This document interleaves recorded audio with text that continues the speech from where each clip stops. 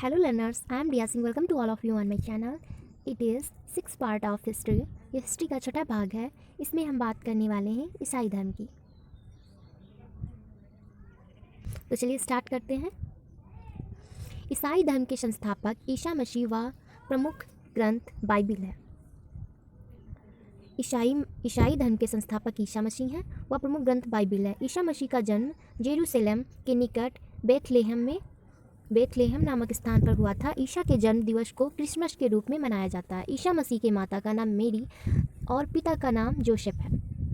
ईसा ने अपने जीवन के प्रथम 30 वर्ष एक बढ़ई के रूप में बेथलेहम के निकट नाजरेत में बिताए. ईसा मसीह के प्रथम 2 शिष्य थे एंड्रूस एवं पीटर. ईसा मसीह को शूली पर रोमन गवर्नर पोर्टियंस ने चढ़ाया. ईसा मसीह को 33 ईस्वी में शूली पर चढ़ाया गया. ईसाई धर्म का सबसे पवित्र चिन्ह क्रॉस है. ईसाई त्रित्व में विश्वास रखते हैं. वे हैं फर्स्ट जिसमें है ईश्वर पिता हैं, सेकंड ईश्वर पुत्र हैं, उन्हें ईसा कहा गया है. ईश्वर पुत्र ब्रैकेट में ईसा लिखा हुआ है ईश्वर पवित्र आत्मा. थर्ड है ईश्वर पवित्र आत्मा. नोट 12वीं शताब्दी से फ्रांस में आरंभिक भवनों की तुलना में अधिक ऊंचे व हल्के चर्चों के निर्माण प्रारंभ हुए. वास्तुकला की यह शैली गोथिक, ये देखो यहाँ पे दिया हुआ है, गोथिक नाम से जानी जाती है. इस वास्तुकलात्मक शैली के सर्वोत्कृष्ट उदाहरणों में एक पेरिस का नाट्रे डम चर्च है. अब डिस्कस करेंगे पारसी धर्म. पारसी धर्म के पैगंबर जरथुस्त्र ब्रैकेट में ईरानी थे. इनकी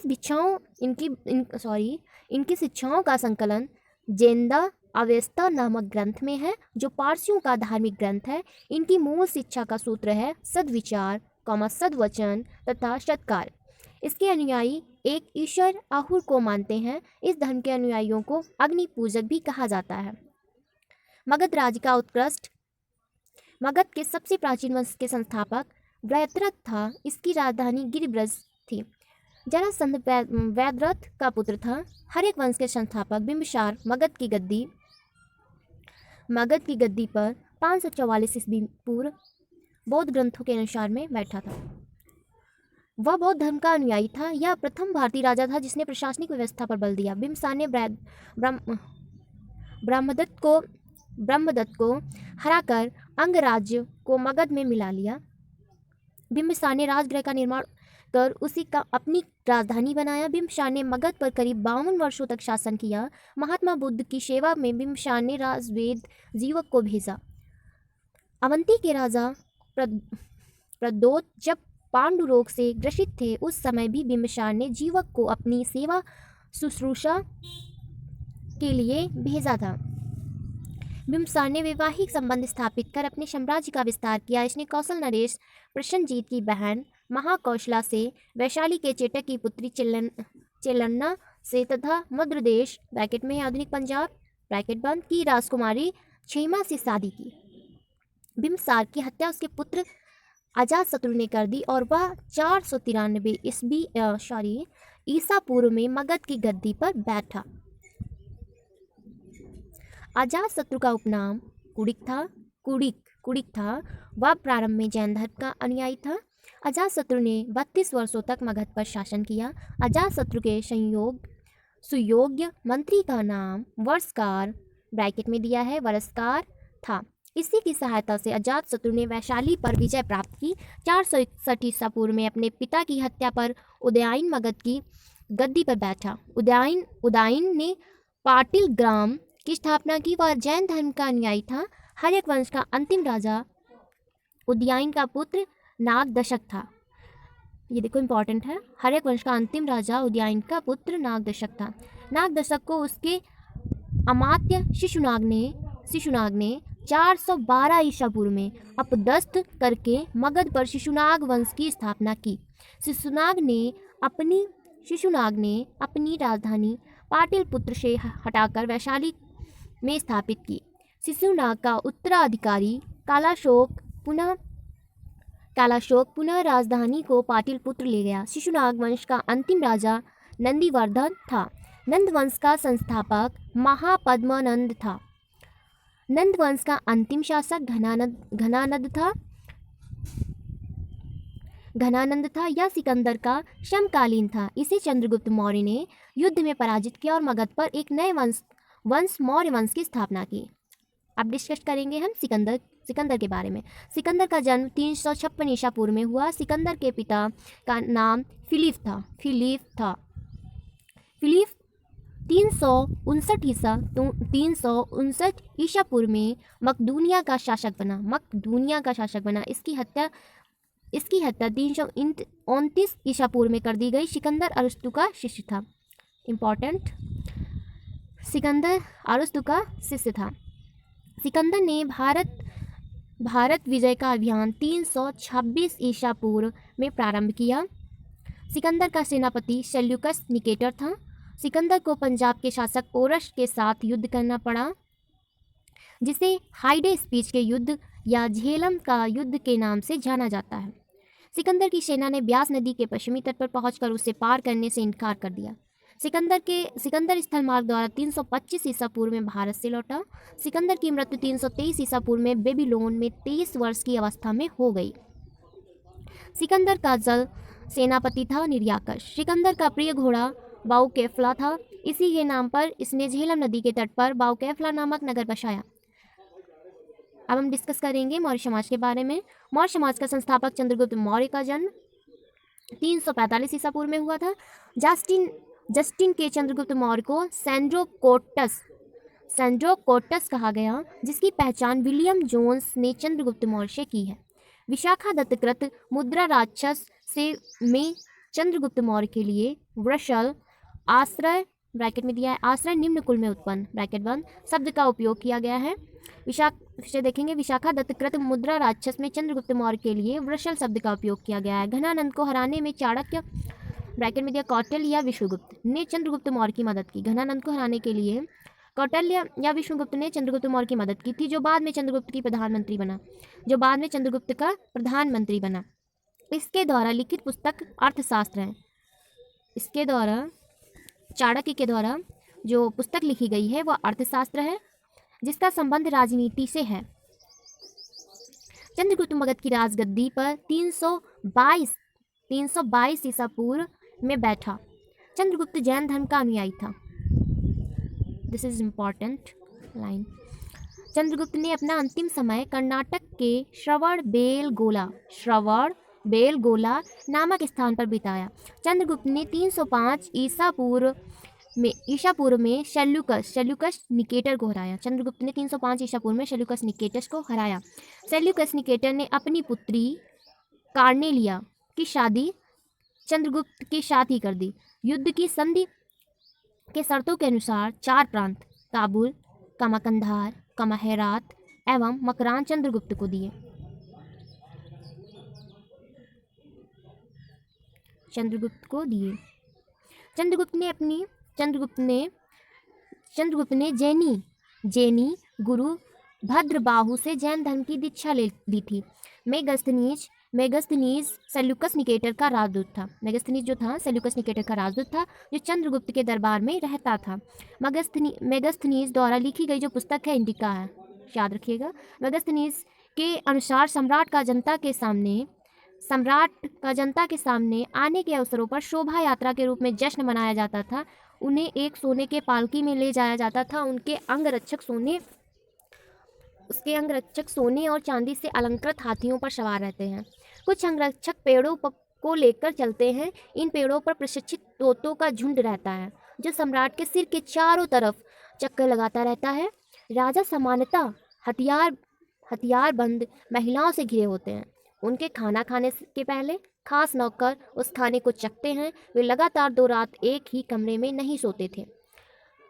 पाटलिपुत्र के बारे में। पाटलिपुत्र एक विशाल प्राचीर से घिरा है, जिसमें 570 बुर्ज और 64 द्वार हैं।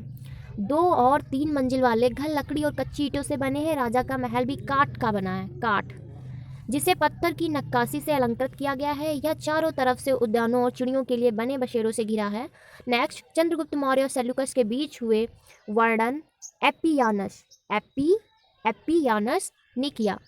प्लूटार्क प्लूटार्क प्लूटार्क के अनुसार चंद्रगुप्त ने सेल्यूकस को 500 हाथी उपहार में दिए थे। चंद्रगुप्त मौर्य की मृत्यु 298 ईसा पूर्व में श्रवण बेल गोला में उपवास द्वारा हुई।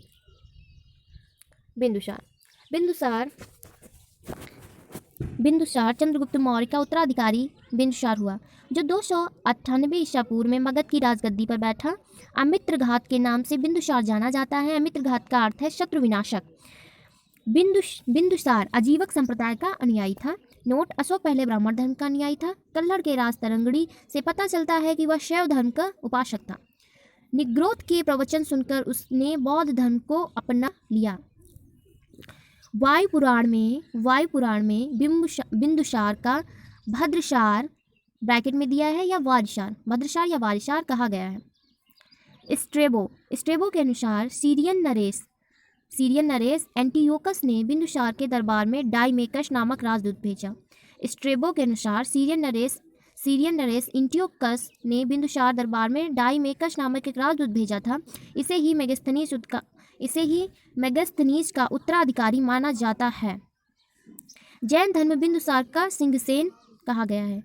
जैन ग्रंथों में बिंदुसार को सिंहसेन कहा गया है। बिंदुसार के शासनकाल में तक्षशिला सिंधु एवं झेलम नदी के बीच ब्रैकेट में दिया हुआ है, सिंधु एवं झेलम नदी के बीच में हुए 2 विद्रोहों का वर्णन है। इस विद्रोह को दबाने के लिए बिंदुसार ने पहले सुसीम को और बाद में अशोक को भेजा। एथिनियस के अनुसार बिंदुसार ने सीरिया के शासक एंटियोकस से मदिरा, सूखे अंजीर एवं एक दार्शनिक भेजने की प्रार्थना की थी। नेक्स्ट, बौद्ध विद्वान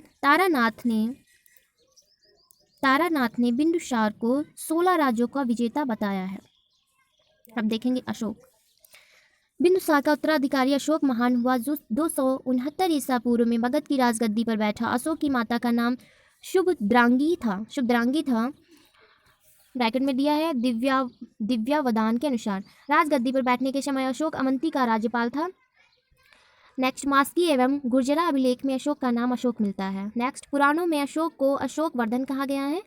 नेक्स्ट, अशोक ने अपने अभिषेक के 8 वर्ष बाद लगभग 261 ईसा पूर्व में कलिंग पर आक्रमण किया और कलिंग की राजधानी तोशली पर अधिकार कर लिया।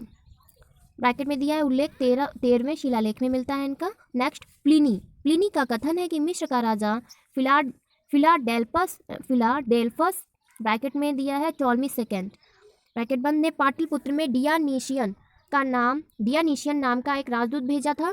ब्रैकेट में दिया है अशोक दरबार में। नेक्स्ट, उपगुप्त नामक बौद्ध भिक्षु ने अशोक को बुद्ध धर्म की दीक्षा दी है। नोट: आजीवक संप्रदाय की स्थापना मक्खली गोशाल ने की थी। नेक्स्ट, अशोक एक उपासक के रूप में अपने राज्याभिषेक 10वें वर्ष बोध गया की, 12वें वर्ष निगाली सागर की एवं 20वें वर्ष में लुम्बिनी की यात्रा की। नेक्स्ट है, अशोक ने आजीवकों को रहने हेतु बराबर की पहाड़ियों में 4 गुफाओं का निर्माण करवाया, जिनका नाम कर्ज, चौपार, सुदामा तथा विश्व झोपड़ी था। अशोक के पौत्र दशरथ ने अजीवकों को नागार्जुन गुफा प्रदान की थी। अशोक के 7वें स्तंभ लेख में अजीवकों का उल्लेख किया गया है तथा महामात्रों का अजीवकों के हितों का ध्यान रखने के लिए कहा गया है। अशोक ने बौद्ध धर्म के प्रचार के लिए अपने पुत्र महेंद्र एवं पुत्री संघमित्रा को श्रीलंका भेजा। बौद्ध परंपरा उनके लिपियों के अनुसार अशोक ने 84,000 स्तूपों का निर्माण किया था। भारत में शिलालेख का प्रचलन सर्वप्रथम अशोक ने किया। अशोक के शिलालेखों में ब्राह्मी, खरोष्टी, ग्रीक एवं अरमाइक लिपि का प्रयोग हुआ है। ग्रीक एवं अरमाइक लिपि का अभिलेख अफगानिस्तान से, खरोष्टी लिपि का अभिलेख उत्तर पश्चिम पाकिस्तान से एवं शेष भारत से ब्राह्मी लिपि के अभिलेख मिले हैं। नोट: खरोष्टी लिपि दाईं से बाईं ओर लिखी जाती है। अशोक के अभिलेखों को 3 भागों में बांटा गया है। फर्स्ट है शिलालेख, दूसरा है स्तंभ लेख, थर्ड है गुहालेख। अशोक के शिलालेख की खोज 1750 ईस्वी में पादरेटी फंथेलर ने की थी। इनकी संख्या 14 है। अशोक के अभिलेख पढ़ने में सबसे पहली सफलता 1837 ईस्वी में जेम्स प्रीसेप को हुई।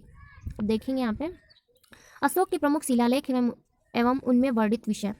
पहला शिलालेख इसमें पशु बलि की निंदा की गई है। दूसरा शिलालेख, इसमें अशोक ने मनुष्य एवं पशु दोनों की चिकित्सा व्यवस्था का उल्लेख किया। तीसरा शिलालेख, इसमें राजकीय अधिकारियों को यह आदेश दिया गया है कि वे हर 5वें वर्ष के उपरांत दौरे पर जाएं। इस शिलालेख में कुछ धार्मिक नियमों का भी उल्लेख किया गया है। चौथा शिलालेख, इस अभिलेख में भेरी घोष की जगह धर्म घोष की घोषणा की गई है। पांचवा शिलालेख, इस शिलालेख में धर्म महामात्रों की नियुक्ति के विषय में जानकारी मिलती है। छठा शिलालेख, इसमें आत्मनियंत्रण की शिक्षा दी गई है। सातवां एवं आठवां शिलालेख, इनमें अशोक की तीर्थ यात्राओं का उल्लेख किया गया है। नौवीं शिलालेख, इसमें सच्ची भेंट सच्चे शिष्टाचार का वर्णन किया गया है। 10वां शिलालेख, इसमें अशोक ने आदेश दिया है कि राजा और तथा उच्च अधिकारी हमेशा प्रजा के हित में सोचें। 11वां शिलालेख, इसमें धम्म और व्याख्या की गई है। 12वां शिलालेख, इसमें स्त्री महामात्रों की नियुक्ति एवं सभी प्रकार के विचारों के सम्मान की बात कही गई है। 13वां शिलालेख, इसमें कलिंग युद्ध का वर्णन अशोक के हृदय परिवर्तन की बात की गई है। इसी में 5 यवन राजाओं के नामों का उल्लेख है जहां धम्म प्रचारक भेजे। 14वां शिलालेख, अशोक ने जनता को धार्मिक जीवन बताने के लिए प्रेरित किया। नेक्स्ट देखेंगे, अशोक के स्तंभ लेखों की संख्या 7 है। स्तंभ लेखों की संख्या 7 है जो केवल ब्राह्मी लिपि में लिखी गई है। यह अच्छा अलग अलग स्थानों से प्राप्त हुआ। फर्स्ट है प्रयाग स्तंभ लेख, क्या पहले कौशाम्बी में स्थित था। इस स्तंभ को अकबर ने इलाहाबाद के किले में स्थापित कराया। सेकंड है दिल्ली टोपरा, यह स्तंभ लेख फिरोज शाह तुगलक के द्वारा टोपरा से दिल्ली लाया गया। थर्ड है दिल्ली मेरठ, पहले मेरठ में स्थित स्तंभ लेख फिरोज शाह द्वारा दिल्ली लाया गया। फोर्थ है रामपुरवा, यह स्तंभ लेख चंपारण बिहार में स्थापित है। इसकी खोज 1872 ईस्वी में कार्लायल ने की। पांचवा है लोरिया अरेराज, चंपारण, ये बिहार में है। 6 है लोरिया नंदनगढ़, ये भी चंपारण बिहार में। इस स्तंभ पर मोर का चित्र बना है। इस स्तंभ पर मोर का चित्र बना हुआ है। यहाँ पे देखेंगे मौर्य प्रांत दी है, उनकी राजधानी दी है उत्तरापथ, राजधानी तक्षशिला। अवंती राजधानी उज्जैनी। कलिंग मौर्य प्रांत है, इसकी राजधानी तोसली है। दक्षिणापथ की राजधानी है सुवर्णागिरी। राशि पूर्वी प्रांत है, इसकी राजधानी पाटलिपुत्र है। नेक्स्ट देखेंगे, कौशाम्बी अभिलेख को रानी का अभिलेख कहा जाता है। अशोक का 7वां अभिलेख सबसे लंबा है। अशोक का सबसे छोटा स्तंभ लेख रूमी देई है। इसी में लुम्बिनी में धम्म यात्रा के दौरान अशोक द्वारा भू राजस्व की दर घटा देने की घोषणा की गई। प्रथम पृथक शिलालेख में यह घोषणा की कि सभी मनुष्य मेरे बच्चे हैं। अशोक का सार ए कुना कंदहार अभिलेख ग्रीक आर्मेइक भाषाओं में प्राप्त हुआ है। साम्राज्य में मुख्यमंत्री एवं पुरोहित की नियुक्ति के पूर्व इनके चरित्र को काफी जांचा परखा जाता था, जिससे उपधा परीक्षण कहा जाता था। सम्राट की सहायता के लिए एक मंत्री परिषद होती थी जिसमें सदस्यों की संख्या 12, 16 या 20 हुआ करती थी। अर्थशास्त्र में शीर्षस्थ अधिकारी के रूप में तीर्थ का उल्लेख मिलता है, जिसे महामात्र भी कहा जाता था। इसकी संख्या 18 थी। अर्थशास्त्र में 4 चर जासूस को कहा गया है। अशोक के समय मौर्य साम्राज्य में प्रांतों की संख्या 5 थी। प्रांतों को चक्र कहा जाता था। प्रांतों के प्रशासक कुमार या आर्यपुत्र या राष्ट्रिक कहलाते थे। प्रांतों का विभाजन विषय में किया गया था जो विषयपति के अधीन होते थे। प्रशासक की सबसे छोटी इकाई ग्राम थी, जिसका मुखिया ग्रामीक कहलाता था। प्रशासकों में सबसे छोटा गोप था जो 10 ग्रामों का शासन संभालता था। मेगास्थनीज के अनुसार नगर का प्रशासन 30 सदस्यों का एक मंडल करता था जो 6 समितियों में विभाजित था। प्रत्येक समिति में 5 सदस्य होते थे। ब्रिकी कर के रूप में मूल्य का 10वां भाग वसूला जाता था। इसे बचाने वालों को मृत्युदंड दिया जाता था। मेगास्थनीज के अनुसार एग्रोनोमाई मार्ग निर्माण अधिकारी था। जास्टिन के अनुसार चंद्रगुप्त मौर्य की सेना में लगभग 50,000 अश्वारोही सैनिक, 9,000 हाथी व 8,000 रथ थे।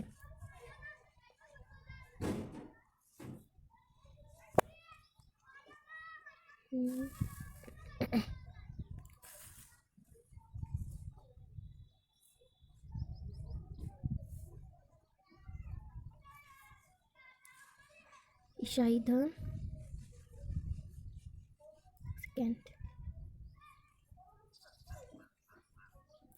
देखेंगे। इसी में अर्थशास्त्र में वर्णित तीर्थ। फर्स्ट है मंत्री, प्रधानमंत्री। सेकेंड है पुरोहित, धर्म एवं दान विभाग का प्रधान होता था। मंत्री जो होता था प्रधानमंत्री होता था। सेनापति सैन्य विभाग का प्रधान होता था। युवराज राजपूत होता था। दोवारिक होता था राजकीय द्वार रक्षक। अंत वेदिक होता था अंतपुरा का अध्यक्ष।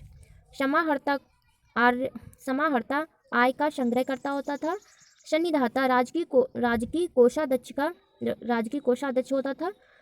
प्रशासता कारागार का अध्यक्ष होता था। प्रदेष्टि कमिश्नर होता था। पौर नाग का कोतवाल होता था। व्यवहारिक प्रमुख न्यायाधीश होता था। नायक नगर रक्षा का अध्यक्ष होता था।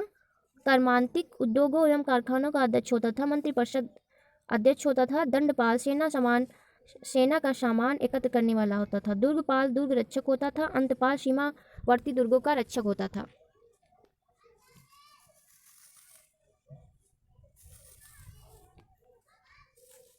जास्टिक